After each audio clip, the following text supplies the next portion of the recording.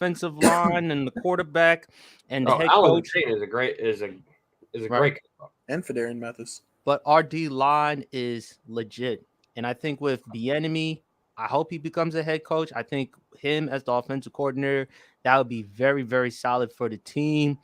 But Ron Rivera, I just don't see him as a long-term solution. And with Sam Howell, we'll wait and see. But I just hope we get Caleb. And if not Caleb, I wouldn't mind Drake May as well. If Eric Bieniemy can get this offense to the spot that I think they could possibly get to, he's going to get a head coaching job because I think they win. I have them winning 8 games. I do have the Commanders winning 8 games.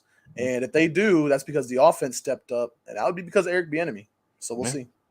I haven't gone through their schedule yet. I think I have them winning like 6 or 7.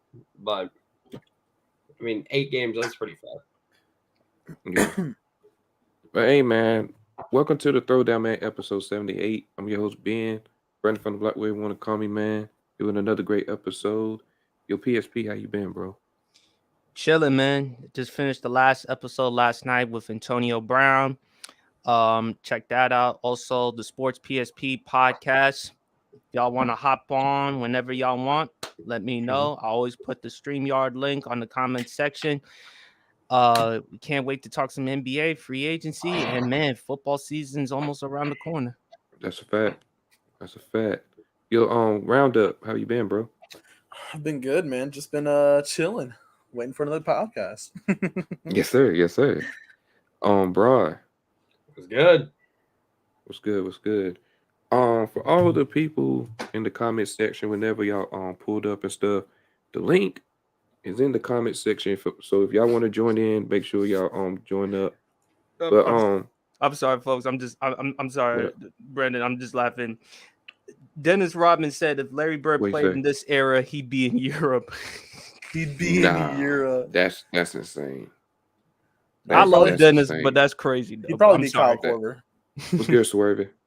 What up? What up? Oh, Corbin Hey. was a great shooter. I'm about to say that's what Larry Bird. That's what I'm saying. Larry Bird would be Kyle Korver. But anyway, Brandon, what we gonna talk about? Let's get it, man. So there was a trade that happened on today. John Collins has been traded to the Utah Jazz for some chips and cookies, Rudy Gay, and a second round pick. What y'all thoughts about the move? So W or L? I think for Atlanta, it was. I don't know. I mean, you got something in return. You weren't going to get first round picks or anything like that for John Collins, but it was going to happen because there have been reports that he wanted to be traded. So let him go somewhere else. How is he and marketing? They're going to fit. So how's that going to work out or adjust? But for Atlanta, at least you got some draft picks. I like Rudy Gay, an older, wiser dude for the team that can help mentor Trae Young as well as the younger players on the team. DeAndre Hunter is still there, right?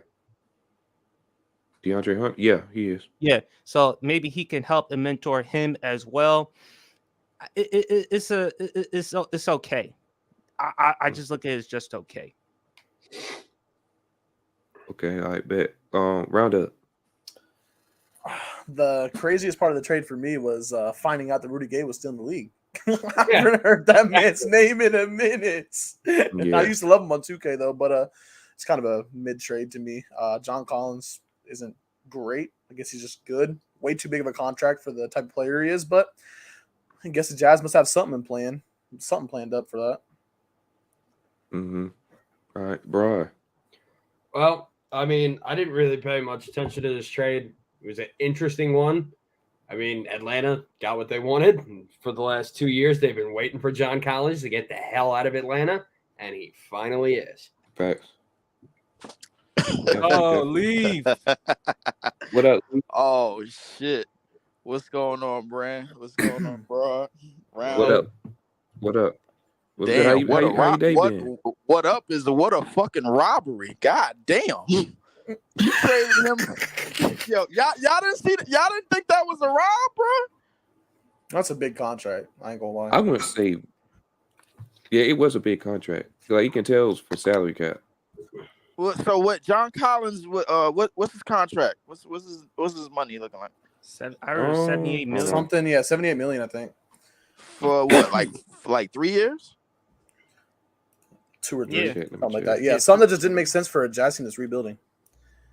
I mean, well, I think the rebuild started last year when they got with Rudy and D Mitch. I think this is a great trade for them. You put him in the lineup with Laurie Marketing and Walker Kessler. I mean, you Oh yeah, basically Clarkson too. $8 million. yeah, and you got Clark. Well, if Clarkson is going to sign the player op or get a new contract. To me, they just need a. It seemed like they just need a facilitator, man. I told people, bro, Utah was gonna be my team had they got the #1 overall pick, but the NBA decided to be stupid. To me, all they really needed was a power forward, man. I think They should have drafted Cam Whitmore if you ATL though. They should have drafted Cam Whitmore if he was available. Which he was available. But here's the thing. I told people what screwed that draft up. What screwed it up was the Jet Howard pick. That's what screwed it up. Like he went way too high. To me, I think that he was. I think overall he may be the best shooter in the first round of that draft. But to me, based off of where he is right now, I think he went way, way, way too high. Well, the one part that confused me is, like, I heard that it had something to do with injury with Cam Whitmore as a Villanova fan, but how the fuck does he go from a top 5 projection all the way down to 20? Yeah, I don't understand that. Yeah, that's mind blowing to me. Bro. The knee cartilage and also the pre-draft interviews, from what I heard. Knee cartilage and pre-draft interviews will get you down to 20. I don't know, but that's what I heard. They said they didn't want to take him because of the knee issue, the pre-draft interviews.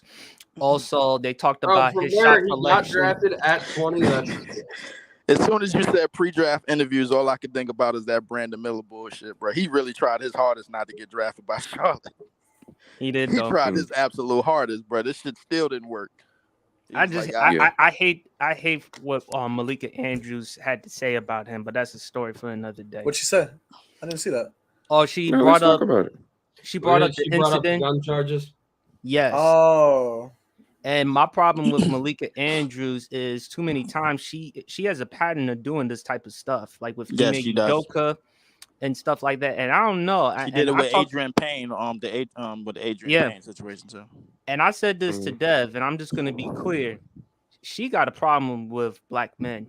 I mean, I don't know how y'all feel about it, but it's clear to me. It's way too evident. I wouldn't go as far as saying that. I wouldn't go that far, but I definitely feel like she has a problem with, those type of controversial incidents being stringed to an athlete, which just so happens to be a black athlete, obviously. But yeah. Well, I don't trust her no way, man. She's part of Clutch Sports, bro. Like I don't like anybody that's associated with them, the bro. The thing with ESPN NBA analysts is I don't listen to a lot of them because a lot of them just say some wild. Damn sure don't listen to Tim Legler. Yeah, we don't. No. We do not listen to Tim Legler. Tim Legler is definitely on. If I had to be honest, the only one that I really listen to is JJ. Yes, we agree there. I love JJ. JJ is okay, but I feel like JJ, in some issues, he's out of touch with how things work in, basically the minority field. Speaking of which, on the Ja Morant incident, that I thought he was a little bit. He's just out of touch in terms of how things work in terms of that field. He said something along the lines of. What was it? Damn, I forgot what he said. He's a 23-year-old kid. He made a stupid mistake, things like that. Yeah, not just that. And he brought up the Second Amendment. Yeah, he did bring up the Second Amendment, but it was something else. If I can remember, I can't really remember right now. But to not to segue away from the trade, but this trade to me, for John Collins, damn, bro. Like to me, this is a hit right here to me. Because if I'm in that Utah locker room, it's a steal. That's not a steal for Rudy Gay and 2 second rounders. And plus, they don't have to worry about. Atlanta. I think for Atlanta, I mean, you get Rudy Gay, 2nd round pick. You no longer have to deal with John Collins' contract anymore.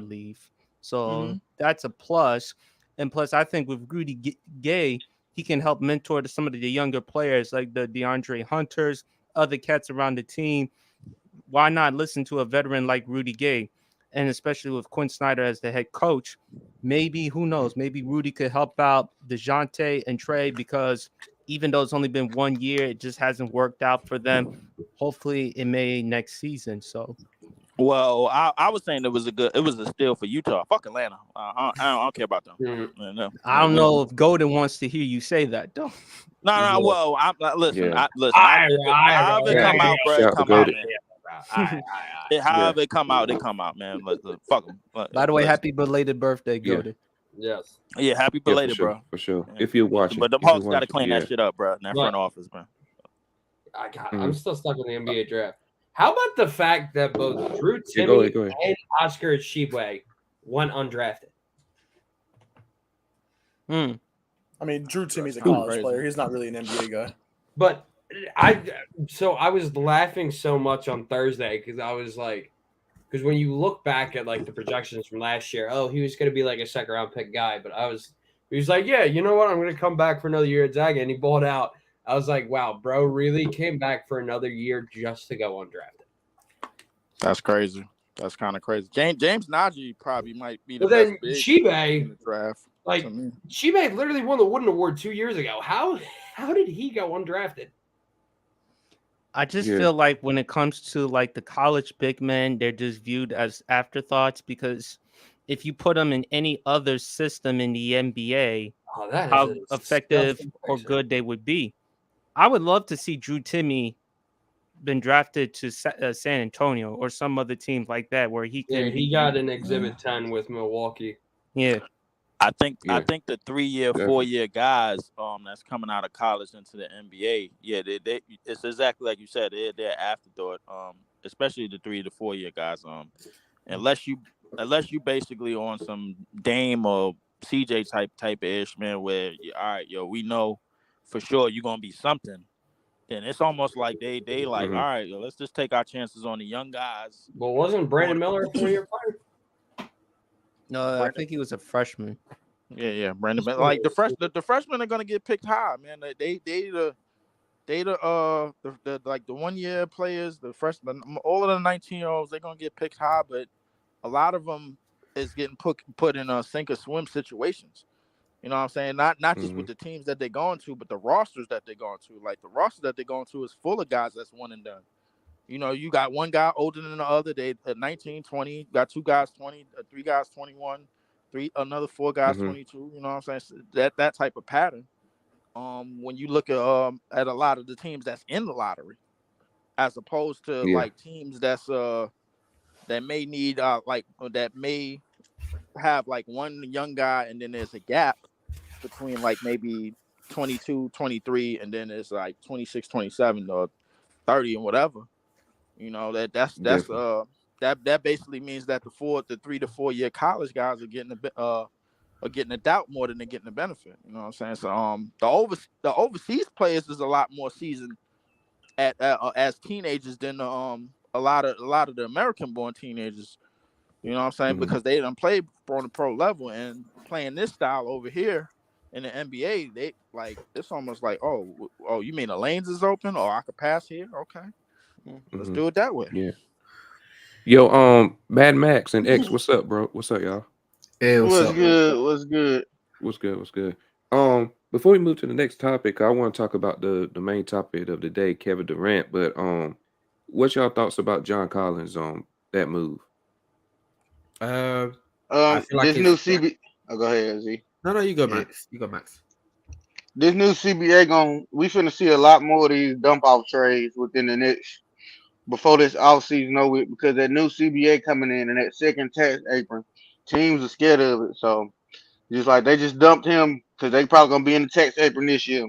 They get rid of the extra 4 years that John Collins had on his contract. So we're gonna see a lot of contract dumping on teams that got cap space.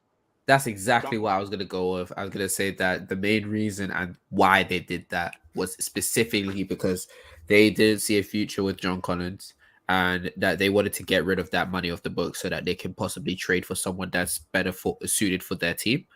whether it's Okay. defensively or if they need some spacing, which most likely they probably need some spacing. But yeah, They damn sure do. and they Yeah. need defense. They needed a three that could shoot, and defend because you have They Trey got Young DeAndre on your Hunter. team. But he hasn't. But he hasn't taken. Hasn't involved or The taken. step. Yeah. He's actually been regressing. But I do think, to X's point, sorry to cut you off, X, I think with Rudy Gay there, he can mentor DeAndre Hunter. We knew that John Collins was going to get traded. The writing was on the wall, though. And I just think Atlanta didn't want to deal with his contract anymore. He wanted to go someplace else. So with Atlanta, I mean, you do get yourself a second round pick, and you no longer have to deal with his $78 million contract.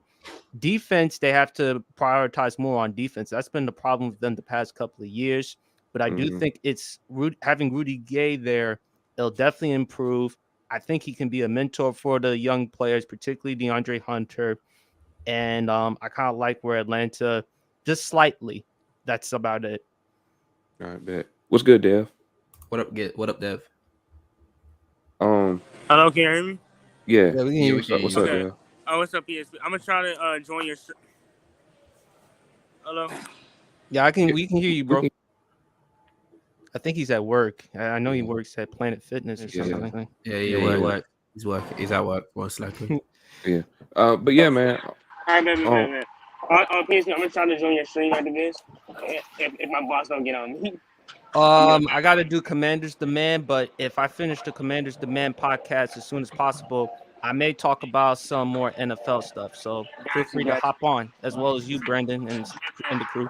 And also, All hold on. Hey, before we talk, about my boy John Collins. Finally, he's gone. Finally. Oh, wait. Hold up. You saying it, bro? Like John Collins? No. Don't leave. This man cannot play defense. This man was missing layers, missing dunks, can't guard a whiffle. He can't shoot anymore. This man had a career low season everywhere.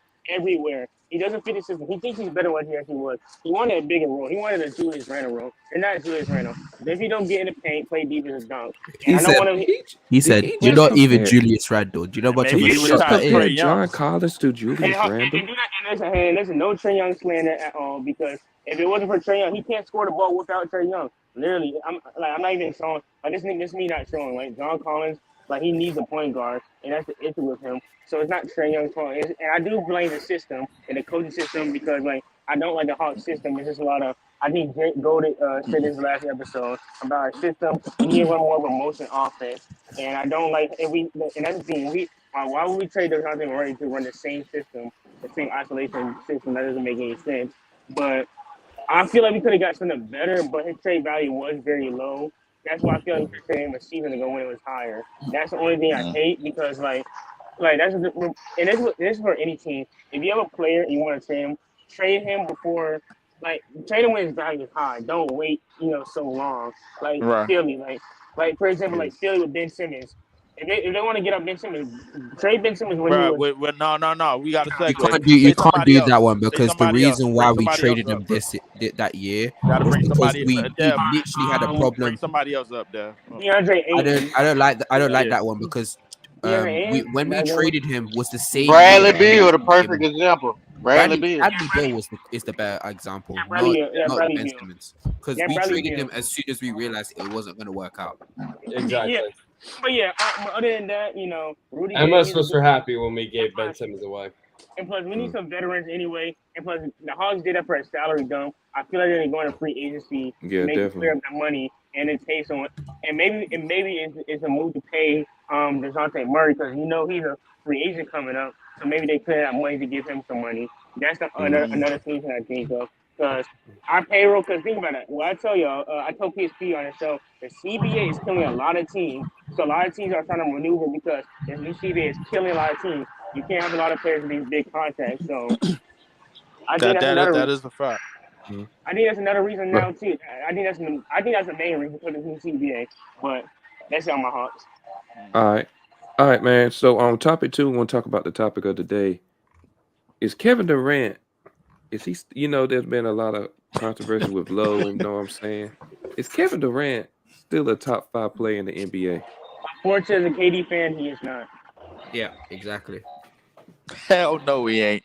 And the fact that people is trying to put him up there, I said something the other day. There's a difference between 30 plus points, 6 or 7 plus rebounds, 5 assists on 50, 40, 90 splits when you playing 70 plus games a year. Yep. There's a difference between that and Nah, those same bro. numbers when you playing 55 or less games a year. There's a big difference. I actually want to know what Brandon's So opinion KD is. is a Clearly, KD you're a guy. who KD is a thinks top 5 player still in this league. I got a Where question do you for have Lee. him? Top 5 Where do you have talent. him? I got a question for Lee. He's a top 5 player. Where do you have him?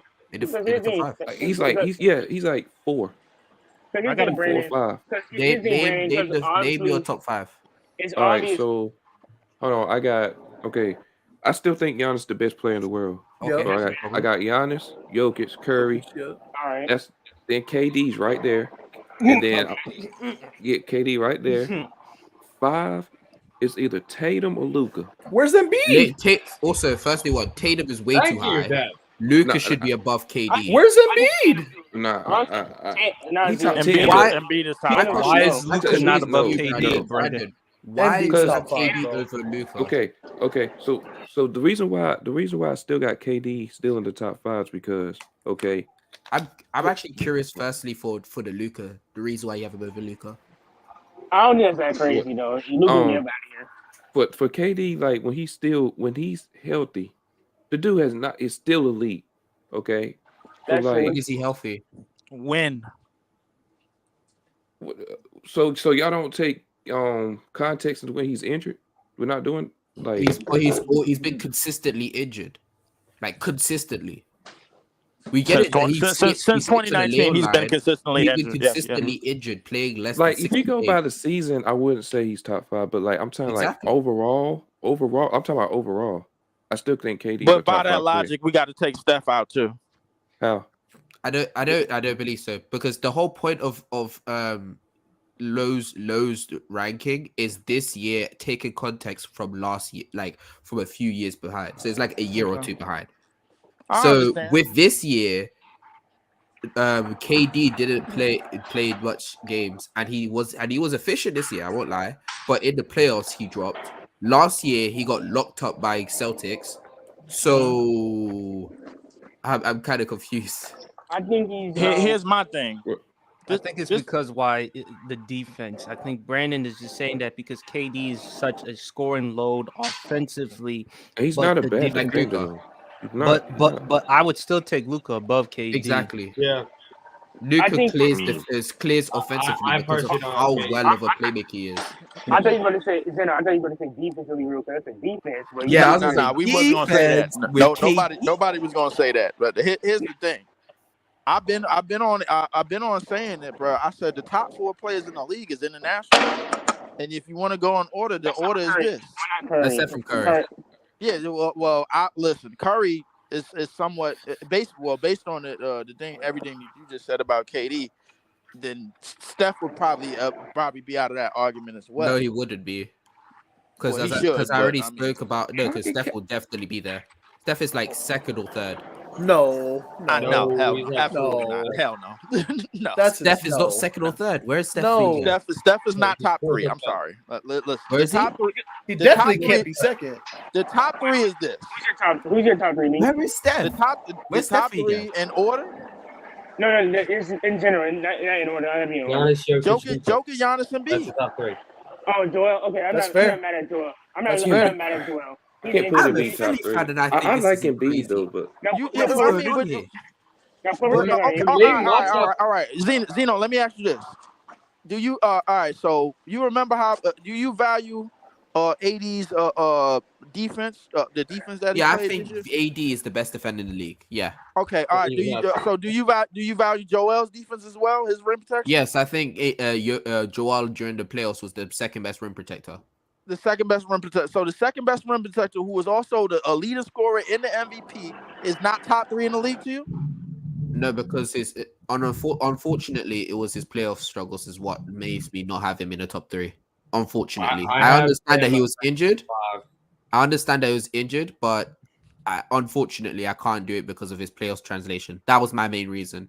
Okay. So his playoff translation alone gets him out of top 3, even though everything that he did in the season was basically God tier. And in the paint protection that he applied when he was on the court in the playoffs was second to AD. Yeah, because I feel like Curry gave more. He gives more value on the offensive end because of how much of an offensive engine he is, and how much creation he creates, and how much creation he creates just by being on the floor, and his shooting creating a lot of spacing as well. I think his on-ball playmaking as well is very valuable as well. And the fact that he's actually a decent defender means he's not bleeding value on the other side as well. So that's the reason why. So I got to go to my other phone and figure out what the hell Steph was doing after that 50-point game against the Sacramento. Decent defender might be a stretch too. Decent defender might be a big stretch. Yeah, decent defender is a stretch. What is going on? It's a stretch. Did you not see him in that Lakers series? Yes, because it was LeBron. It was a LeBron attacking him. Okay, so it was LeBron. All right, so by that logic, leave. By that logic, is Jamal Murray a good defender? Wait. How does is Jamal Murray a good defender? Yes or no? Correlate. Wait. I don't get the correlation. I'm asking you a question. Is he a good defender? I feel like you just asked that blindly, bro. Like because you just the reason why is because you were saying what he was doing in that. The reason why you somebody else offensively that I can relate to as a good defender. We all know that. We all know neither one of them is good defenders. I don't get the correlation. We talking about the reason why I'm saying that is because you're mainly. Hey Dev, I got mute your mic, bro. Let's hear the sound. My fault. The main reason why you have that feeling of Steph not being that good of a defender is because he was constantly getting switched on by LeBron because LeBron hunts mismatches. Well, yeah, of course, when he's guarding a 6'9", like 250 player in LeBron, he's not gonna be able to stop him when he's driving downhill. But he can hold his own against people around his height. He's a good team defender. What's good, Zay? I don't know what to say. It's funny that you said that because I remember D'Angelo Russell having some games in that series. Oh yeah, and just like how he was in the first series against the Grizzlies as well. Okay, all right. So that means I never said. Remember, Leaf? What did I say to you? I said Steph is a decent defender. I never said he's locked down.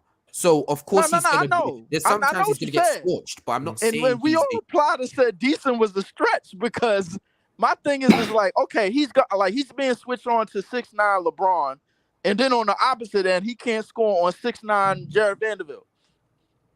So my thing is like, okay, Steph is still this and that guy. Is he really still this and that guy at the age of 34? I don't expect him to be. I don't know why everybody else expects him to be. You do realize the whole reason that series was even competitive in the first place was because of Steph's creation, right? I don't even think it was competitive. It wasn't? No, the Lakers outmanned them. They were just too small. That's what it was. That series went on the way it went on because the Lakers was executed poorly. They're stupid. And you saw that in the Denver series. You saw that in the Denver series. They had chance. Them first two games were winnable. They just didn't capitalize. You had LeBron shooting them out the game. That's what it was. That's what it really was. Listen, the Golden State Warriors was beat the second that they showed up on the court against LA. They didn't have no size. They were outmanned everywhere. If you want to listen, Steph arguably shot his absolute worst in a series against them. Listen, I don't know the numbers exactly, but I say Jared Vanderbilt probably guarded Steph the best that we ever seen, probably since that 2019 series when Siakam and all and Raptor boys was on him. I feel like there's context that need to be put into place here. That he was guarded well simply because of the fact that his second and third best scorers on the court weren't showing up. Klay Thompson was not showing up that series. What's his name? Jordan Poole was not showing up that series as well. Okay, but Klay Thompson hasn't shown up in years. Definitely there. Exactly.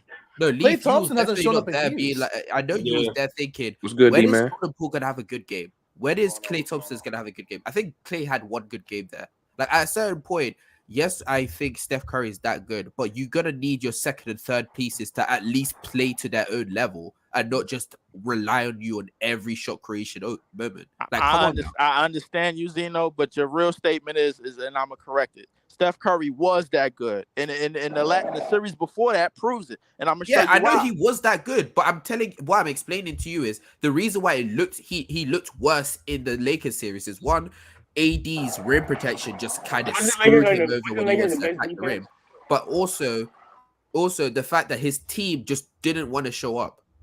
Because, like you said, in the Kings series, he shut it down in Game 7, managing to close that game out. Even when, I mean, if I'm correct, was it in Game 7 when his team still didn't show up as well? Like I think only it was just players Kevin that showed Looney up and him. in that game besides Steph was Kevon Looney, as far as with the rebounds. If Kevon Looney don't grab, if Kevon Looney don't go up on the board, this is something that's been happening to Steph throughout the whole playoffs. Right. I understand that. Listen, we gonna point the blame to his players. That's fine. But listen, it's been times where players have gone off and go nuclear, and their team was in the shitter, and their second or third, fourth best option was basically in the dump. It's been times like that, and it has, bro. Like this all you telling to me is what I've known about Steph Curry all along. That's all you telling to me. You know what I'm saying? So my thing if you go back to that Game 7, if Kevon Looney don't grab the 20-something rebounds, that 50-point game does not happen. Because half the time he was kicking it out to Steph. I remember possession. It was a possession where Steph had 4 shots, 4 threes. So don't tell. So if you want to tell me if Steph is still good based on regular season and into playoff translation based off this year, I'm not going for it. I'm not only saying this year though. I'm also saying, like I told you, I told you originally. I said this year the top 3 players were Joker, Giannis, and Embiid. That's what we was going on. That's what this whole that's how this whole shit started. The whole shit started. All right, y'all. D-Man, and Zay. We're talking about Kevin Durant. I just want to know if for y'all is Kevin Durant still a top 5 player in the NBA? No. Respect to Jordan Poole, by the way, you know. Would be respect Jordan Poole. You can go. You can go first if you need to, Demon. He helped the Lakers win the series. That's why I respect Jordan Poole for helping the Lakers win. Double agent. I don't need to get caught up in all this. At the end of the day, you can't look at KD and say he's not top 5 right now. I don't even see how you gotta dig in and do all this because of this and because of that. Man, at the end of the day, man, that man he one of them hymns. There's only 5 of them hymns, and he one of them. So I have a question for Leaf. What's up? Yeah. As critical as you've been on Jason Tatum, would you say Jason Tatum is better than KD? Oh my gosh. Hell no. Come on now. All right, listen. So for those of y'all that don't know, bro, listen, I've been under attack by the what is it? The Jason Tatum defense attorneys. Shout out Marcus. Yeah. I don't know what to call him, bro, because ever since I said that the Boston Celtics basically got 2 Scottie Pippins, there's been somewhat of an uproar and defense against it, bro. Like and just real quick before we continue on to the KD stuff.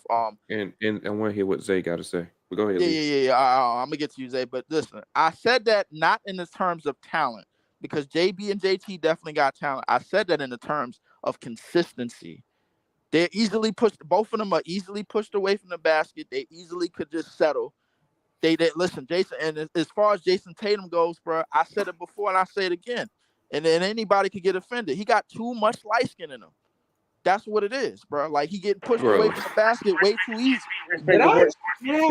PSP, no disrespect, man, but he got too much light skin in him, bro. I'm sorry. Now you starting to piss me off, man.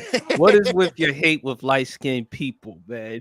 My thing with light skinned people. Here's the thing. I think Steph Curry has proven that he can dominate a game further away from the basket than anybody else. JT has not proved that. And if you want to talk about JT in his first finals appearance, it was his first finals appearance. Everybody go crazy. I recall another light skin being in his first finals appearance Yeah, the that's year crazy. before, going crazy, bro. Like he didn't have the same excuse. He didn't play the way Jason Tatum played, and he flashed as a playmaker in the last couple of years. And this year he came off one of the best efficiency ratings as you can at his position. So talk to me nice about JT and who he's better than, because I don't think he's better than a lot of people right now, and I don't think he's ever going to be the best player in the league. Because there's always going to be somebody better than him. He did. Hey, you Leaf, got you got a list? Celtics fan, I said that. Leaf, you got a list? You got a list? Well, I got a list. Yeah, Hey, players yes. better than Jason Tatum. Please tell me Joker. that you're clipping He'll this. probably It say makes Donovan Mitchell's zero better than sense. No, Jason Tatum. Exactly why, bro. I'm not that. Let's see. He got too much light Joker. skin in him. The fuck is that? Hold on. What do you say, Leaf? Joker, Giannis, Embiid, Luka, Steph, Kevin Durant. Who else? I say that's about it. Oh, okay. I mean, that ain't bad. That ain't bad. Yeah, I think he's in the same tier right now. Him and Devin Booker is like right. No, like no, on the same. No, on the same hell line with each other. no. Yes, they are. Close. Yes, they are. No way. Close. Yes, they are. No, we're not. Yes, they are. Yeah. All right, put it this way. I'm gonna play it nice. I'm gonna put Devin Booker right behind Jason Tatum. Oh dear God. So D-Book top 10. D Book is top 10. Yes, he is. Okay. All right. Zay. What's your thoughts about KD? You just made me spit my drink, man. I believe that KD for me, it's hard for me to say that he's top 5 because I have to constantly debate between 5, 6, 7.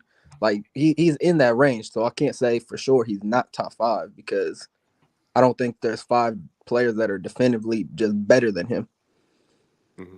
But at a certain point, it comes to where we come into the playoffs. It's been for the past 2 years, really, and it's kind of like for KD, it's more of a "what have you done for me lately" type of thing. I know you have the game. I've seen it every year, in and out. You do the same thing. You're still efficient. You're still hitting shots. But when it comes to the playoffs, the defensive schemes that are put on towards you, it seems that whatever schemes are being played against you are messing you up. You're missing shots that you should hit, that you normally hit all regular season. And it's kind of like what's happening. And I get the past last year at least, players on this team were hurt. He didn't have good role players. They weren't doing much. They kind of had to do their own thing. But then Brooklyn, against Boston, he was kind of showing the same thing. So, I mean, it's kind of the person is a flip for me is him and Joel. Him and Joel are kind of where I'm iffy about it. Man. All right.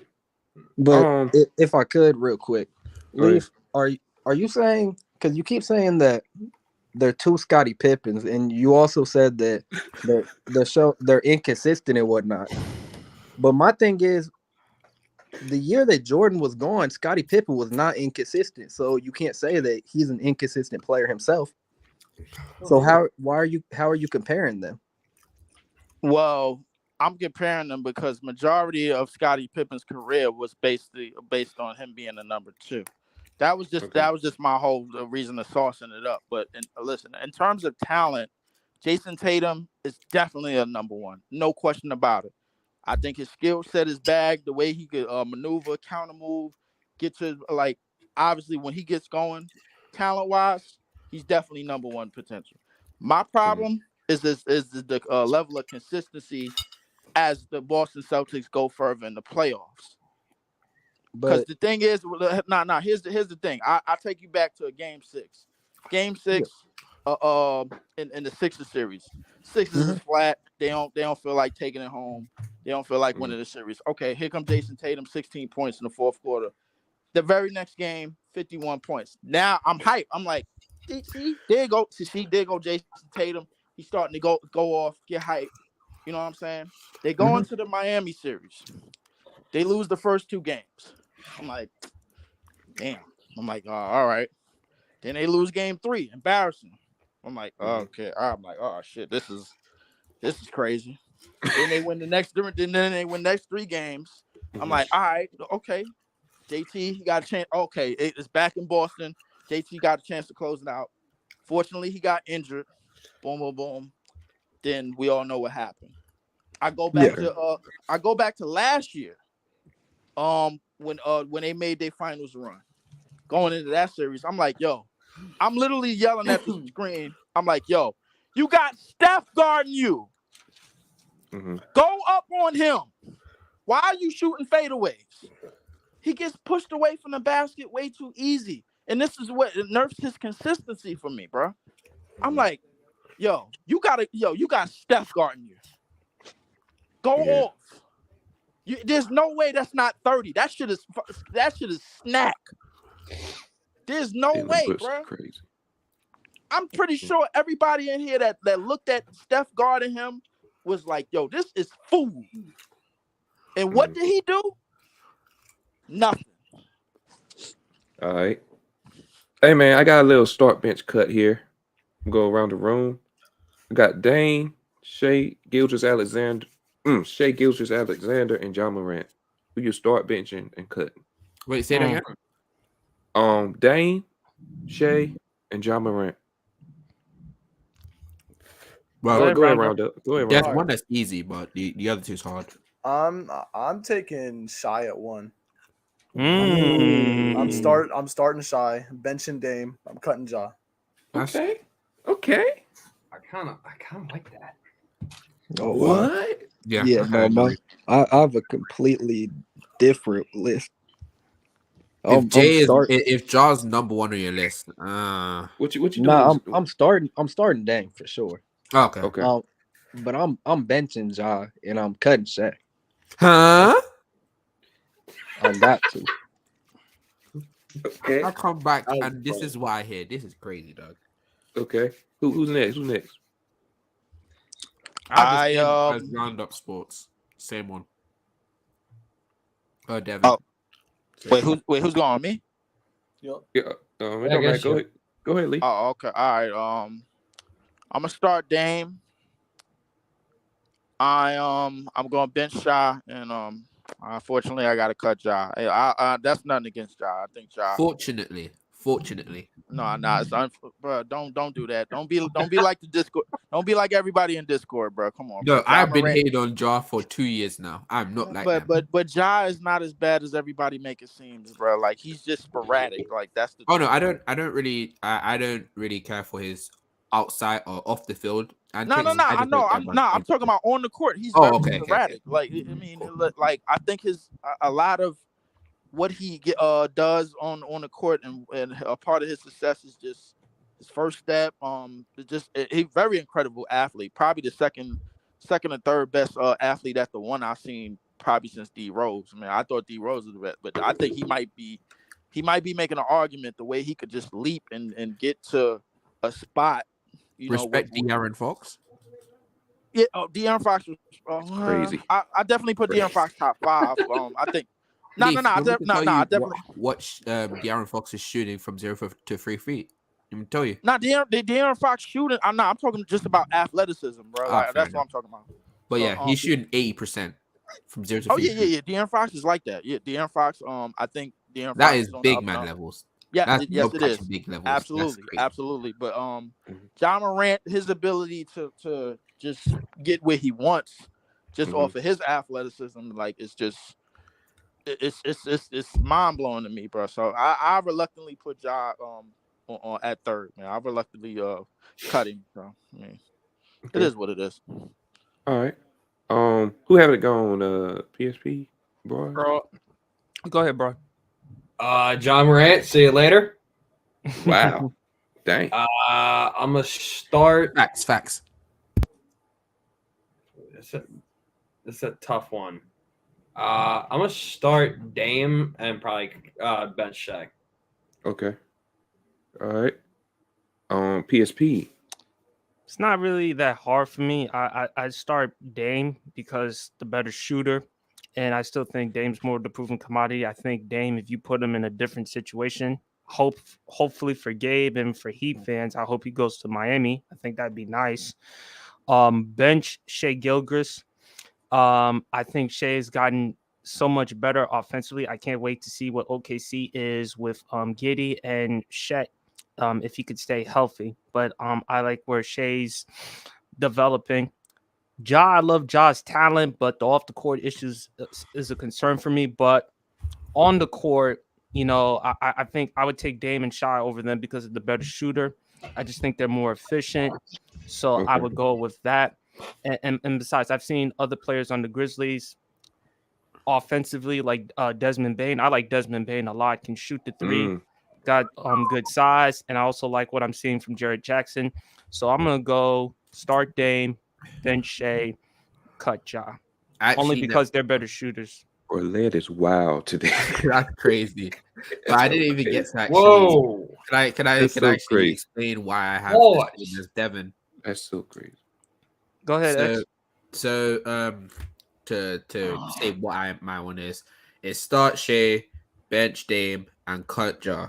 So start Shea because firstly, I know this is kind of a mid-off, but Shea is the best defender out of all three. So you're not bleeding value on that side. Shea is not as good as a playmaker as Dame is. I'm not gonna deny that. But Shea is a good playmaker. He's big. He's bigger as a player. Is he a better playmaker than Ja? Yes. I actually think that's arguable. I actually won't lie to you. I think it's arguable. He's not a better playmaker than Dame, but he's a better playmaker than Ja. I think Dame is a better playmaker than Ja, though. I went with the assumption that Ja was the best playmaker out of the three. No, because this year is a down year for Ja. He wasn't efficient attacking the rim this year. His mid-range was lower this year. He's even worse defensively this year as well. So that's why I have Ja. If you're going off of that, I guess, man. But I mean, to me, I thought Ja was better at creating and making plays for everybody else. I feel like as a totality. I'd also say that you also need to remember that Shea is on a worse team, talented wise. And when I mean talented, I want to stress out that I mean talented right now to win, compared to like having talent altogether. Because we can all know that OKC has a talented young team, but I'm talking about competing not for impacting the wings, but in the future. When you're looking into the future. I think that's arguable with Portland. Portland just doesn't have talent in general. Yeah. Okay, all right. So we agree that OKC has somewhat of a talent to win. They were a game away from being in the play-in and playing playoffs or whatever. Well, they was in the play-in, but they should have won that game and then whatever. I think Dame did miss some time. That's why I would say Portland never even got close to the well, Portland was top 3 in the West at one point. They just nerfed the same way the Utah Jazz did. I mean, same way San Antonio Spurs did. But no, the reason why they just fell off the cliff was because Dame got hurt midway. Dame got hurt. Yeah. That's why. But yeah, so that's my main reason, and also Dame is just a better player than Ja. That's why. I agree with you on that. I agree. I'm starting Dame, benching Ja, and I'm cutting Shea. But that's just me though. That's SGA. But I will say this: SGA improved nothing to you. No, he did. No, this season he was better than. Well, I don't know about Dame, but I think he was better than Ja for sure. I mean, first team all NBA. I mean, yeah, I know. Yeah. Leaf, the reason I'm starting Ja over Shea, or I'm benching Ja and I'm cutting Shea, is part of the he hasn't shown me because I feel like I can't put him over Ja yet until I see what he can do in the playoffs with the different type of defense that is schemed and set against him. Oh, okay. Gotcha. Because now that he's a true number one, now that he's a true number one, I need to see what he can do in the playoffs. As a number one, because if he's dropping in the playoffs dramatically, then it's like. I mean, well, as a number one, we haven't seen him in the playoffs yet, but we have. But yeah, I get what you're saying, man. Like, definitely. All right. Chris Paul's going to Golden State. I don't think we talked about this last week. No, we didn't. Oh, yeah, boy. Chris Paul's going to Golden State. We know why. This is funny to me. It was hilarious. This is all comedy. You traded Jordan Poole for Chris Paul. Chris Paul's not good anymore. But you know why they did it. because of Jordan Poole. I mean, I just think Jordan Poole's production, particularly in the playoffs and somewhat in the regular season, was last year or the year before when they won the championship. Leaf may make fun of me all he wants. I do think Ice Spice did play a factor. No, But you said stop it this was bullshit, Let's bro. not They do this. gave up Jordan Let's Poole not do this and Ice multiple Spice Yo, picks bro, just to you've get been on Chris this Paul. tirade for weeks, bro. Like, stop I this. will Big not crazy. stop. That was No, crazy. That stop part this. I don't agree with, Steph. He You could, traded he mid could for mid. listen. He in Chocolate City. He could be a munch all he want, bro. Like, listen, listen. Just I stop that if 500,000 shit. He did not Mm. throw 500,000 on her. Bro. Hey, Stop. I think Zay, if you're gonna be Zay. Oh, go Yeah. ahead. Go ahead, Zay. Go ahead. Ed. yeah, Go I ahead, think Zay. if you're gonna be a bit more serious, I think because I was listening to certain pods because I was just trying to figure out like what could they actually get out of this, and one of them, just essentially trying to say it as quickly as possible, is that they're trying to look for a different type of offense when Steph is off the court. So as you know, the Golden State's offense is mainly motion, right? So, but they were dead last in pick and roll, because they mainly run their motion offense to get their shots and create opportunities. And what's his name? Chris Paul is like by himself is one of the most players that runs the PNR the most. So it could have been that they're looking for another like avenue of like how their bench will play more PNR and their starters would play a lot of motion. Or well, depend on if Steph is with the starters and Chris Paul's starters. If you get what I'm saying, that's what And- I was told, and I'm curious about how you guys think about that. If And that's also, possible. too, I think with CP3, you don't have to ask him to play so many minutes, given his durability issues. I would like to see CP3. Would it be possible if he came off the bench? Yeah, I think that's what I was thinking. It's probably gonna happen. Absolutely. 6-man. That's what I was thinking. Absolutely. But Zay, I know you're the Warriors fan here, so I was wondering, what's your No. thoughts on this? Honestly, I feel like by what I've heard in Discords and on streams and everything, I feel like I'm one of the only people that actually like the trade and that I'm cool with getting rid of Poole, because I feel like as much as it has the possibility of helping us now, I feel like it was a move for the future because of Jordan Poole's contract and what he's making for the next couple years. I feel like they were trying to kind of get off that contract later on because I don't think they see last year they gave him the money because I think they saw Jordan Poole being able to develop to a higher level than what he is. And the way he played this year, that potential, you're not seeing it anymore. His IQ is not going up. The shot selection, a lot of people are liking. I'm not liking it. And I feel like Chris Paul he's a better shot taker. He has better IQ. I think he's going to help if he's off the bench, which he should be. I feel like he's going to help some of those players out. And Kuminga, mostly, I feel like Kuminga is going to get a lot more opportunity and better positioning with Chris Paul helping him on the pick and rolls. I think our new rookie, Jackson Davis, is going to be great in a pick and roll with Chris Paul. And I feel like he's kind of more of a win now player than trying to develop Jordan Poole into being something that he's not right now. And then later on in the future, we have more money for whoever else we want. All right. Okay. I would agree with that. I'm not mad with that at all. Yeah, I'm not mad at it at all. But to add, if I could go from both sides,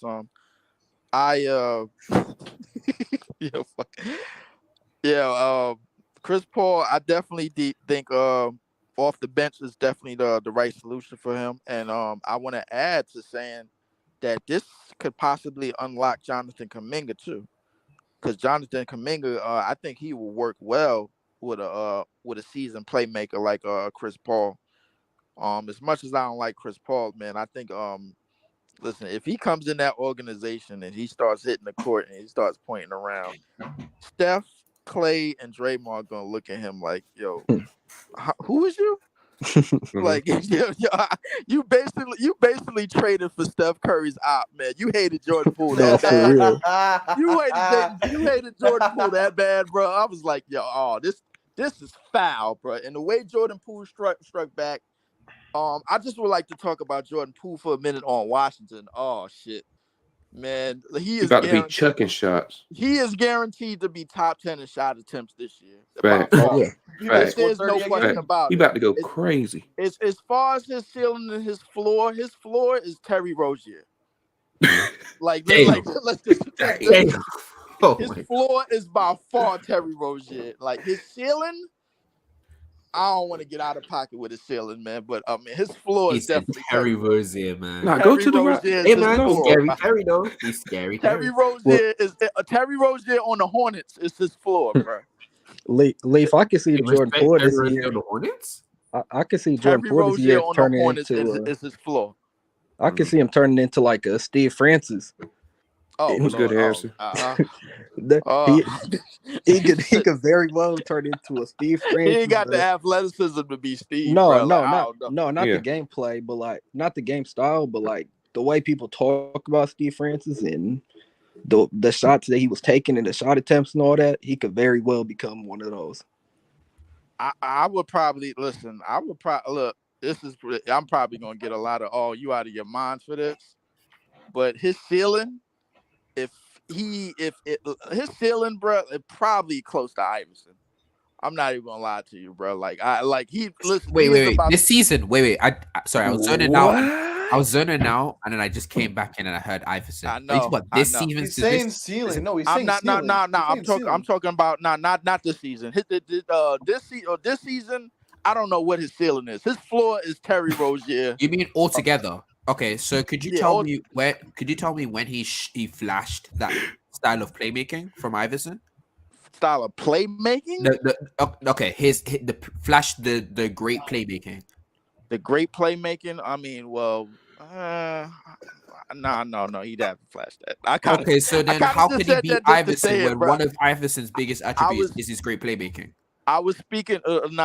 See what you heard, what you came in on was Iverson. What I was speaking on when I said Iverson was in terms of the shot attempts and the way he was used on offense for the. But they have Tyus Jones, who's going to be handing in the rock as well. So I don't think he would be. Tyus Jones is going to get a headache the second he sees Jordan Poole take shots. That's true. He's going to get a headache. So Jordan Poole isn't going to be sat there. I don't think Tyus Jones.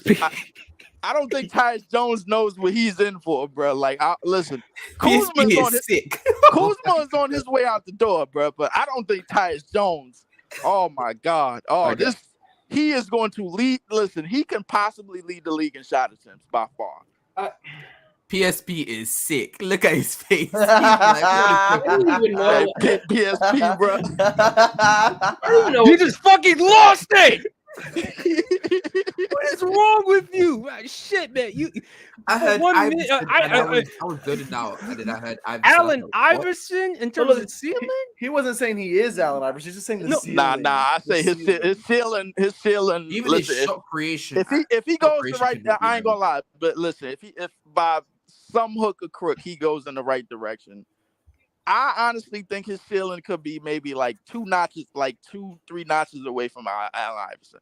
I'll be the Steve Francis. That was the Steve Francis. That was a better comparison, but Steve Francis was a better comparison. Yeah. Let me scratch that out.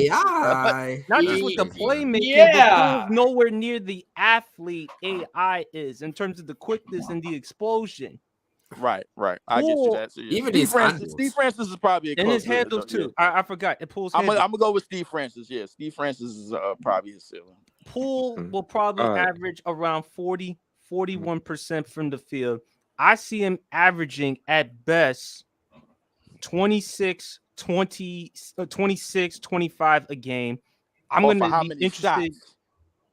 He's going to take a shitload of shots. We definitely know he's going to be top 5 in shot attempts this season. I give him top 10 to be nice, but top 10. That's crazy. Listen, Jordan Poole, God bless you. Hope you resurrect your career. God bless you is insane. God bless you. Stay away from the munchies and stay away from Ice Spice. That's all I've got to say. All right, the one final trade I want to talk about before we ranking these players all in their prime. Marcus Smart is going to Memphis. Porzingis going to Boston. And I think Tyus Jones with Washington, if I'm not Yeah, mistaken. Tyus Jones with the Washington. Tyus Jones Yeah. is gonna get a headache. Yeah, I He's just gonna want get to a hear what y'all headache thoughts about every that. night. Oh, you're gonna love this. Some guy pointed out, made a tweet about Tony Allen and Marcus Smart. Mm. Both went to Oklahoma State. Both went to an NBA Finals with the Celtics. Both made a first-team All-Defense. Both joined the Grizzlies at age 29.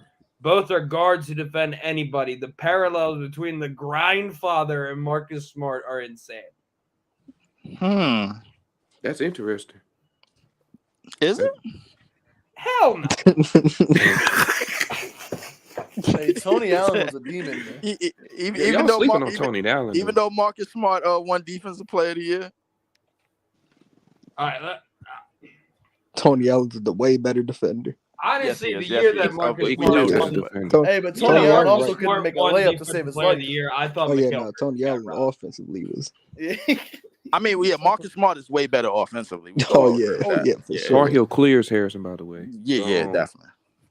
Yeah, but no, what you were saying about Defensive Player of the year that he won that, Mikal Bridges got robbed. Facts. Mikal just got robbed that season, man. Oh yeah, for sure. And Mikal got robbed this season because he wasn't even on no defensive play. He wasn't on no defensive team. Yeah, But no, I don't think that definitely. this is as crazy to say since he was a finalist as well. Honestly, when a finalist that season, I thought Robert Williams was a better defensive player that year than Smart. Wow. I've all. Yeah, of year course for he was. sure. But the thing is, the reason why he never got picked was because he just didn't play enough games. That's the reason. Yeah. Oh yeah. No, this no, year. Mikal Bridges should have won that year over Marcus Smart. Oh yeah, definitely. And this year, I've thought Marcus Smart was the third defender on their team. If we're talking about main defenders and whatnot, I've always thought Derek White was a better defender than him. I've always thought I did too. Robert Williams was the better defender than him. If you allow him to finally play a full roamer, I think Robert Williams is an elite roamer on defense. And I think Marcus Smart's defense dropped this year as well. I don't think he played the same level of defense as he did the year before. Not at all. I would agree with you on that. But to answer the question about the trades, Marcus Smart to Memphis, I actually like it because I think it hypens their identity. I don't bringing in another hothead. I mean, well, he is, but he's more of an antics guy, than he is a hothead. You know what I'm saying? Like, he at least younger in his career, he was a straight up hothead. Dog. I need his Serrano, man. younger years, he was definitely a back in hothead. his highlights at Oklahoma State, he was a fucking hothead. Oh yeah, absolutely. He was getting in old people's faces. Bro. He's like, I'm gonna punch whoever the fuck I see first. Yes, he was. Yes, he was. He would swing first, ask questions later in OSU. Exactly. Even if somebody wasn't involved, he'd be like, "Oh, you." His pro, definitely. I would say his pro career, he has definitely been, like more of an agitator type of guy. 100%. He is the bullshit starter. He's always the initiator. He never retaliates. Right. Absolutely. But in terms of how this suits Memphis, I don't think Memphis has really too much of a drop off, even with the Ja Morant suspension, because I think honestly, without Ja Morant, we start to see like their true identity. Their identity, also because they got rid of bitch boy Dylan Brooks. Well, I got to see how they fill out the rest of the roster. I'll But if be they real fill out- with you. Lucid. I'm not gonna hold you. I'm not gonna hold you though. Like, what's a great fit for Dylan Brooks though? I might think I'm always been a crazy. Dylan Brooks hater ever since he was at Oregon. I was thinking the Mavs, bro, because they need defense. That's Right, what I was right. thinking. He's a I was Lakers. I was fan. thinking- I was actually speaking Stop, that Round with Dog. Zay. If he's on the Mavs, that's actually the best. That's probably, other than the Suns, the best place for him because he's not gonna be able to take so much shots because you already know who's gonna be taking the shots on that team. Kyrie and Kyrie's not gonna want to play with Desmond Bain, man. Kyrie and what's his name? Luka is gonna be taking most of the shots. And then whenever he's actually going to try and hoist up shots, it's going to be created by him by one of the best playmakers in the league, in Luka. So they're mainly just going to need him to play great on-ball defense and also, help on it on off-ball situations as well. So he's just going to be really good I think this is going to be the position where he's maximized in the most. I think actually. See, He might actually be efficient. I Do you rock think with the Mavs. I rock with the Mavs, but the more I've been like looking into it and whatnot, I think the Cavs would be a great fit for him too. Because I don't think he has to take too many shots there because you have Darius Garland who can take shots. You got Donovan Mitchell. And I think if Evan Mobley can take a step offensively, you have him as well to take shots. Zay, And the Cavs literally need a 3-and-D player. That's what they need. I was gonna say the that problem is true. with that is that you're believing that what's called Brooks is a good 3-point shooter. He has not been a good and an efficient 3-point shooter. No, I don't think he's a 19 great one, but I think he's better than Okoro, who is currently there. Oh And I well, don't yeah. think they of need a course, great yeah, shooter. I think they the just need a problem is solid he's one. just the problem is what the problem with that team is that they don't have spacing outside of either one of the guards, and he's still not good of a spacer because on defense I think it's a mid-off when it comes to a core and him. Like you need someone who's not a knockdown shooter, but someone who's consistently a great shooter there to actually create space. That is true. That is Because- true. And I because think getting Dylan Brooks there isn't going to change the fact that the teams are going to actually focus in on either the two guards because he's not like someone you have to truly respect. I think and to finish my point about the trades that you was asking about, Brent, I think in terms of Memphis, I think this trade brings out more of their identity. And now we got to see how they fill out the rest of the roster. But barring that Brandon Clark, Brandon Clark comes back healthy with Steven Adams and Triple J. To me, those three guys to set the tone in terms of what they do best, which is rebound. Yeah. I think that they've been a top rebounding team in the league for the past 2-3 years, if I'm not mistaken, and that's been a calling card. You know what I'm saying? John Morant is more of when John Morant is on the court, they basically just standing around watching him. When he's not on the court, they play a totally different brand of basketball. They play a lot together. They play a lot. They feed off of each other a lot. Triple J is getting a lot of mismatches off of switches and everything. He's a jack of all trades. To me, he's kind of a watered down AD in a sense where he could space out the floor, shoot a little bit, Steven Adams is more to your screen guy, your dirty work guy, and Brandon Clark has been another great player off the bench, another good player off the bench, absolutely. So in terms of the Celtics, NBA's favorite Kiwi. Then we'll have Desmond Bain. He'll be shooting. Yeah. Desmond Bain too. I forgot about him. Desmond Bain. And having Desmond Bain is a key plus for them too.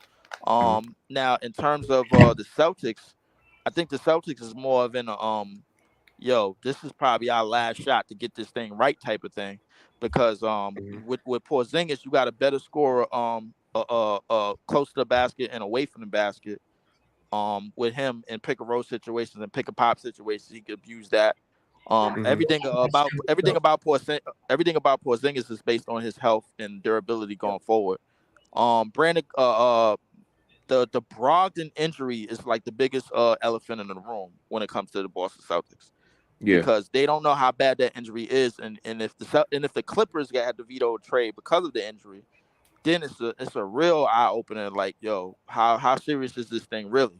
Because they brought Brogdon in to be like somewhat of the go-to playmaker on that team, so that way he can take playmaking offense initiating responsibilities away from Tatum and put them more off the ball in a sense, and put them more in like a one dribble score type of situations. I believe that this is probably their last shot. Round up, you crazy, bro. Wait, what? No. That's crazy. Hey, so I got a question for y'all. With this Boston trade going down, if we're able to get a fully healthy Porzingis for a year and he's able to stay durable and be on the court and do what he normally does, are y'all saying that Brown is better than Porzingis, or is Porzingis the better player on the team? I would say in terms of fit, I would say Porzingis would fit with what they were doing. I think Brown is the better player. Brown is the better player, obviously. Both can be true. Yeah, both can be true. For the team, for that team, like what they're needing each of them to do, I don't see why Porzingis wouldn't be the better player. No. Why not? I wouldn't. Zay, the reason why the reason why is because we're expecting Porzingis to give them a consistent 22 and 8, which he was given on the Wizards, and that's not going to be his responsibility. His responsibility is going to be more like a 17 and 7 That's kind also of a guy. different situation because the Wizards suck. Right. Well, it doesn't affect the case that Porzingis was still balling out. But I say that got to a say, question. What's up? Speaking of Dylan Brooks, I was thinking in Dallas that would be great for him because they certainly need help on the defense in the perimeter and the wing. I was thinking either Brooklyn for Dylan Brooks because I think they could use some more help on defense. Hell no. Hell He's a Timberwolf. no. He's a Timberwolf. Nah. PSP, I'm not going, bro. Timberwolf Not is today, crazy. bro. Nah. I ain't going today, bro. No. Hell no. Nah, you got missing another Hey, shit. hey, Take man. that back. This the last topic of the day, right? The last topic of the day. So All right. I gotta rank these players. This is point guard edition, but they all in their prime. Okay. So we got prime John Wall, prime Kyrie, like when he was in Cleveland. Prime D Rose, MVP D Rose, or prime Westbrook. Okay. Is it crazy to say John Wall's could you- last? Is it possible if you could type it out or something? I want to actually need to look at that shit. All right, I got you. Said John Wall, Kyrie. I'm gonna go first because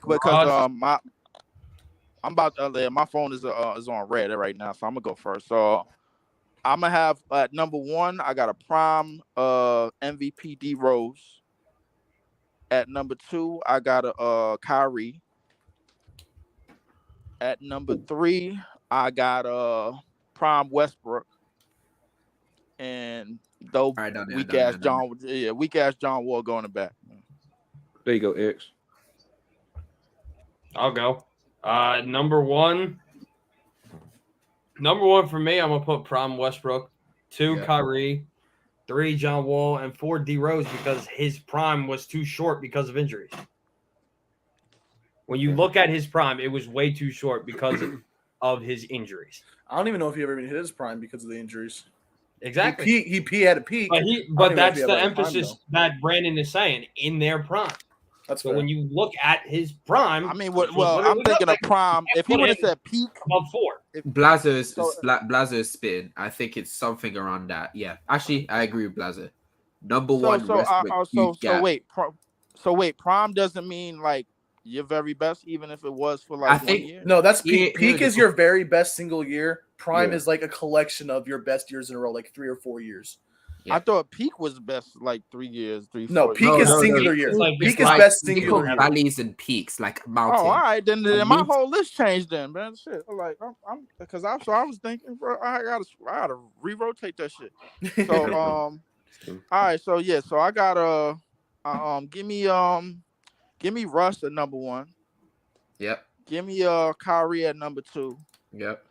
Give me John Wall at number 3, and give me MVP Rose. Okay. Number 4. Right. Okay. Mine is Westbrook, huge gap like Blazo. 3 Kyrie, 4 D Rose, and then 3 D Rose and 4 John Wall. Okay.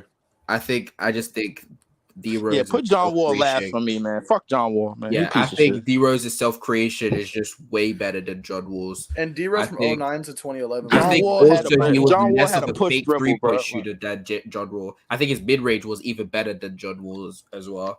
And I think attacking the rim, the numbers may not show it, but the creation, well, not creation, but like his finishing, if you looked at it, just seemed more solid and just better against than John Wall as well. So that's why I have D Rose there. But then I sit there and think Kyrie has the finishing package that's just way better than, I want to say probably the best finisher on this list. It's just that he doesn't go to there. He's the But best he just doesn't go to the rim as much as these guys. So that's why I would say like Westbrook would probably be the best finisher at the rim. And then Westbrook is kind of self-explanatory. He's just way better. He had those 2 straight in his prime. He had those 2 straight seasons where he averaged triple doubles. The triple double thing is negligible to me specifically. It's more just his play the fact that with no spaces, he was still able to carry this team into the playoffs. The fact that he's able to create advantages with people who cannot shoot is some of the most insane things of modern basketball. The fact that he was able to make that team work on an offensive way and keep them above waters is crazy to me. I'm not gonna lie to you. That's probably one of the best offensive seasons in a while, man. I want to say it's like top 10 or anything like that, but it's one of the best offensive seasons. All right. No. Oh, Zay. Hold on. What the Jay? What? Brandon suspended me for the next 25 podcasts. I'll be back soon. Bro, you is crazy. Jay, you is crazy. Shout out my boy Jay though, bro. Jay, Brandon just suspended them for the next 25. Crazy. That's crazy. That's crazy.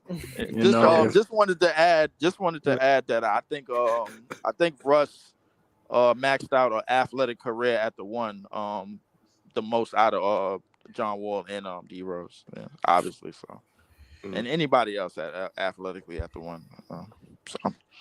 All right. Go ahead, Jay. Zay. I'm honestly thinking of how I want to say it because I don't know how much I believe it. But I think I'd go Westbrook. Yeah, I'm gonna do it. I'm gonna push the agenda. I'm gonna go Westbrook, D Rose, John Wall, Kyrie. Damn. Whoa. Damn. I think out of all those players, I think Kyrie is the worst passer out of all of them. That's true. I think playmaking wise, Kyrie's the worst out of them. True. And I think I can't put him above John Wall because of the fact that I think John Wall is a better defender than him easily. Fair enough. So if I'm trying to build the team, I'm taking all of those skills over the fact that Kyrie can just score better than them. Okay. But I think I personally don't have a problem with it. But I feel like having Kyrie as like your primary or secondary scorer compared to John Wall is way better, simply because of the fact that he's just way easier to plug in to a system because he's great on ball, great off ball. He actually moves as well, so he could be a movement shooter as well, as you can see in his Brooklyn years. So he's just great on offense where really and truly, he has no weakness because actually Kyrie also has post moves. So like he can do everything you want on the offensive court, except from like, those high level playmaking. That's pretty much it. Okay. I think that's way more plug-in and play. And I feel like John Wall's defense is less valuable because he's at the guard position, which guards isn't like out of all positions, guards being good at defense is less valued compared to like a wing or a center being a good defender, if you get what I'm saying. Oh, yeah. Also, during his prime, though, John Wall was like a horrendous 3-point shooter. Yeah, and he was a big mid-range shooter as well.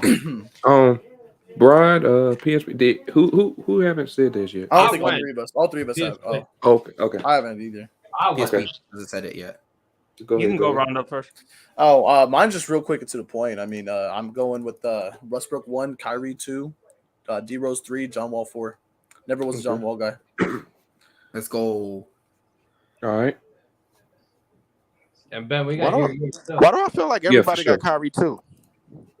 I think most of us did. That's why. I think I'm pretty sure every single one of us got Kyrie at 2, or minus Zach. PSP, you go ahead, bro. Russ is number 1.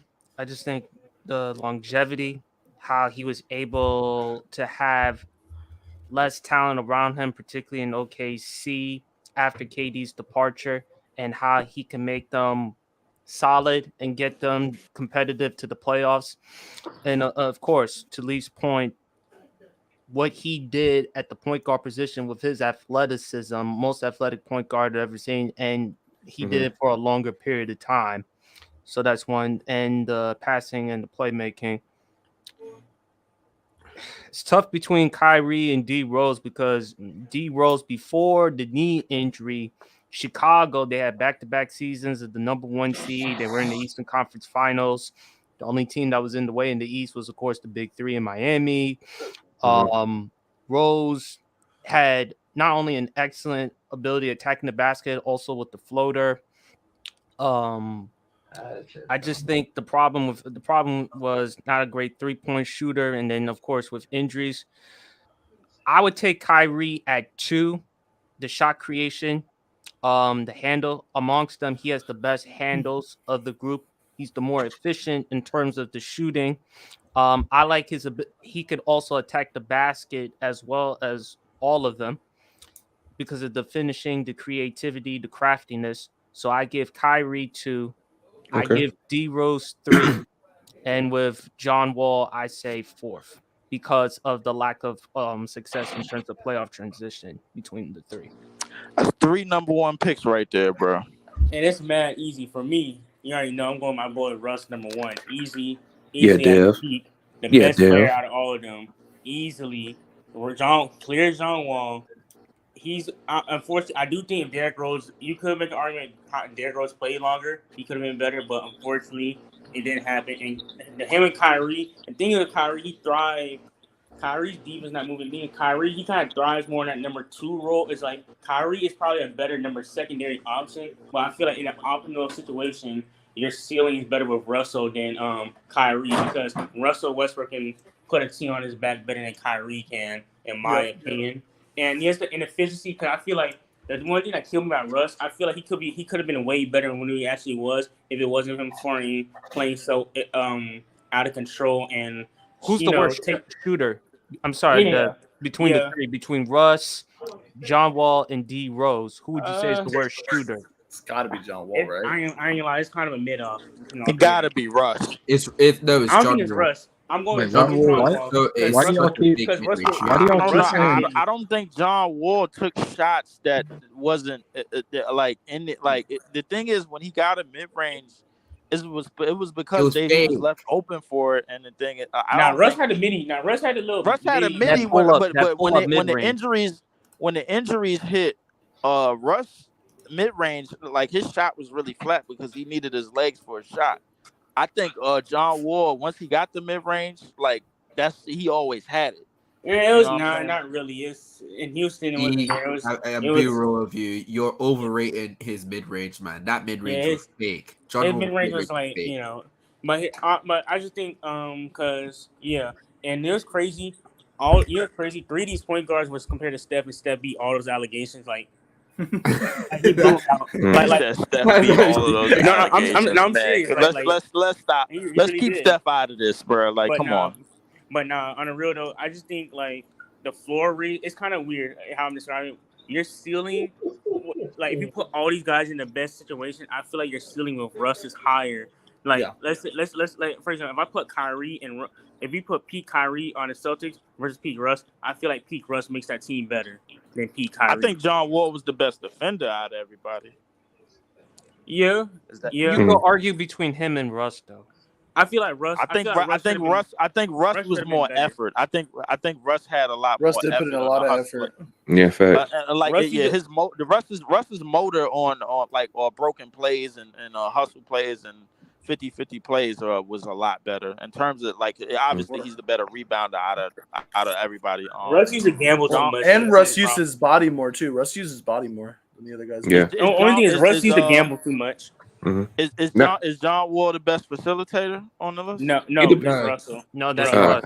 It's John Wall's got Russ. to be for it. Why we going with Russ?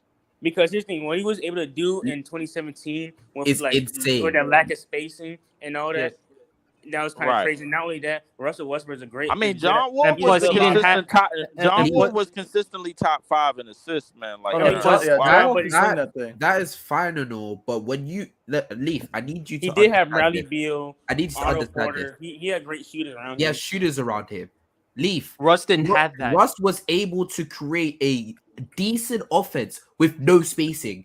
Do Look you what not he did for understand how crazy Steven that is? Adams. Yes, that is true. That Yeah, is that's He why had I no feel like spacing. if and you- was It was able a lot. to It was a create lot a of drop offs to good Steven offense. Adams And and look what he Andrew did. Cannon. They Yes, it was. Absolutely. And in But- Washington too. And look what he did in Washington too. When Beal was But- hurt, he was but making Washington PSP, pretty good in Washington. what Westbrook did for Steven Adams, and John Wall did for Gortat. He got him a bag for no reason. Oh, Yeah, absolutely. he definitely did. Absolutely. You know Oh, that Brad, James Harden did Brad, for- go ahead and say your ranking right quick. Dog, I said mine. He already said did. he was the first one to do his. But I'm He already okay, did, all Brandon. right. My All right, question all is right. if y'all You just gotta say yours. Yeah, I But gotta you say haven't mine. said yours. Yeah, I got Prime Westbrook 1. 2, I'm going Kyrie 2. I'm going they close, but I'm gonna go Prime D Rose and I'm gonna go Prime John Close. Wall. Close. Hey, I have a question. Am I the only one that's got D Rose at 4? I have a question for you. Yeah, I think so. When is prime Kyrie? Like, where are Kyrie 3 best years to y'all? They said in it started when LeBron they got said in there. the Cavs. That's what they put So as prime 17, Kyrie. so 16 to 16, 17, 18 was his 3 best years. Yeah, I think Yo, that's yo, his 3 best years. Yes. Okay, 16 was the best year. Gotcha. And the only reason why I take Kyrie number 2 over D Rose is because I like Kyrie's craftiness as far as with the handle, the shot creativity. Do y'all value Kyrie's next years, bro? Because he did have a 50, 40, 90 year. His health though. That's the only He thing. didn't play. I was about to say, didn't he only play like? I don't 50 even think games it was though his as well? health. I think it was just. But Leaf, don't, because X will probably bring it up. The antiquated stats. Pay more attention to the true shooting percentage, as he mentioned on my podcast. Yeah, I like true shooting more. And to be fair, he still was I can't stand true shooting, bro. Like true shooting, basically, like that's some shit they. It seemed like that's some shit they made up to make James Harden look good, bro. Like, cause he had games. Where he was I mean, if he you had, don't like let's be honest, bro. He had games where he was like 2 for 12 from the field, and then he shot 13 free throws and made all of them. And then once again, so what I was trying to say to you, Leaf, is that if you don't like true shooting because it actually factors in free throws more than you may like, then go for effective field goal. Simple. Just effective field goal removes free throws. Just do that. I am tired of these advanced stats, bro. Fuck They're not bro. even Like, advanced. I'm sick. It's not that hard. Oh my god, bro. No, the problem is people like Leaf and others. They just pay more attention to the eye test and they just look at the old stats.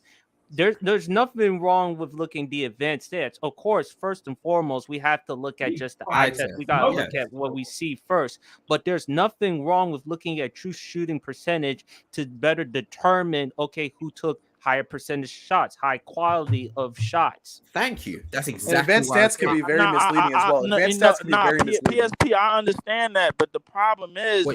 It's almost like a second opinion that's not needed. Like it's like to me, bro. Like it's like one of those. Oh my God. Devin, by the way.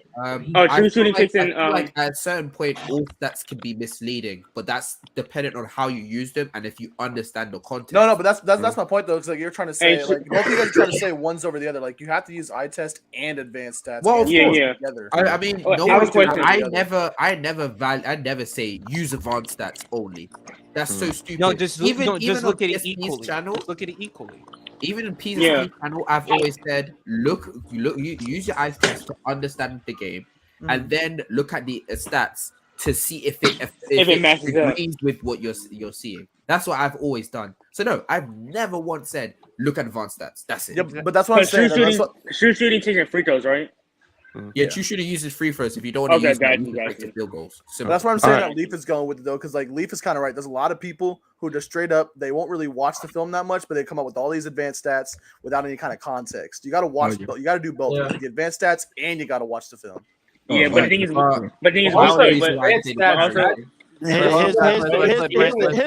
here's the thing that I hate about like advanced stats. Advanced stats.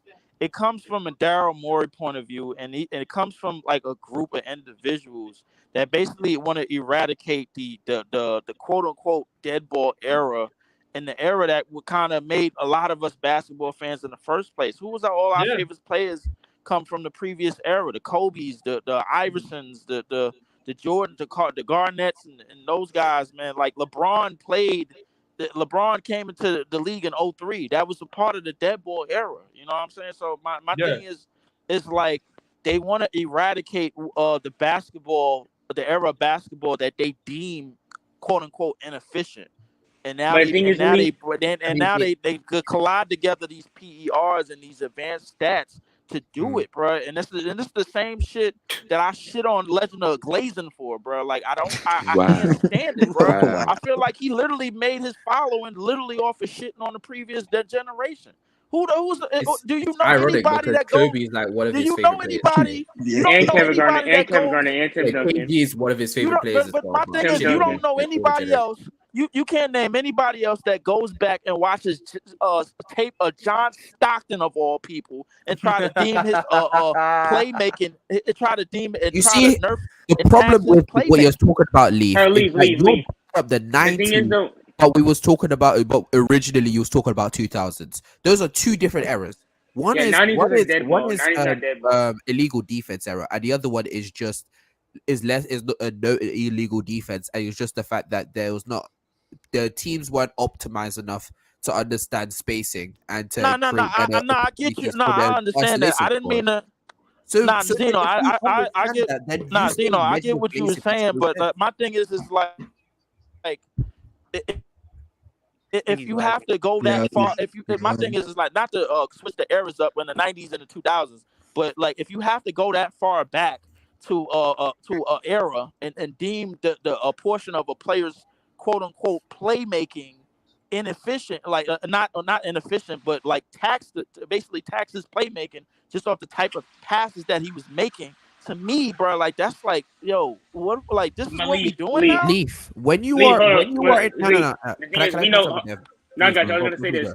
I was gonna Okay, say this. yeah, go I was gonna ahead, say go this. ahead, go ahead. Oh, the thing is, just real quick. I'm saying, we know ball though, Leaf. So we don't just go back to stats. We all know ball. That's it. I just want to give us a compliment.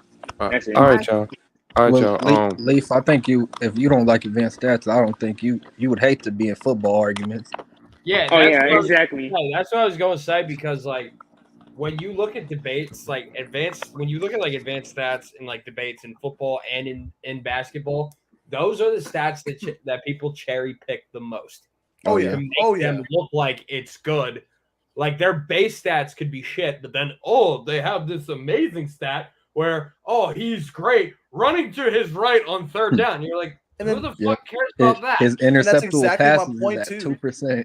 Because that advanced stats get used like that without context in football debates all the time. And it's because like they'll use it without actually putting footage to it. So like they'll take it completely out of context. They won't bring the context into it. That happens with Justin Herbert. People put Justin Herbert down due to advanced stats because they don't put the context into his team being the most injured team in the league last year by far.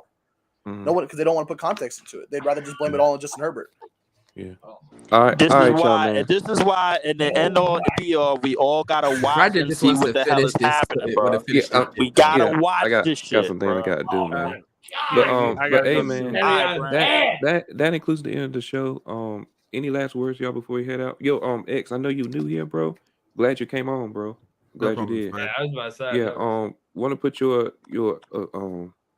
socials up here? Your I socials? don't really have socials like that. I mean, the only thing I have is Twitter. I could just hit it and show you my Twitter. But other than that, I don't really have socials like that. Okay. All right. All right. Cool. Oh, I do want to ask Max, how did he become a Sixers fan? Me? Fan as well. It's actually a kind of a funny story. So, it was what is it? What year was it? It was the year that it was 2017-18. That was the year that Ben Simmons' first year. Yeah. And it was, I know it was in the 2018. Because I just wanted to get into basketball for some reason. I've already sent my Twitter inside the chat, in the private chat. But I just randomly popped into a Philly game, and I heard Embiid score, and they said Joel Embiid, and I was like, "That's cool." It's like I'm I'm gonna be a Philly fan. Yeah, That's literally yeah. I'm a Philly fan too. The whole time when I heard you talk, I didn't realize that I didn't know that you were British. So I was about to ask him like, oh, what's his Premier League team like? Oh, Every time I hear Zeno talk, bro, I think it's somebody that's related to Mars, bro. Hey, Zeno, is Leeds a good team? Is I'm Leeds a a good team? Liverpool fan. Say again?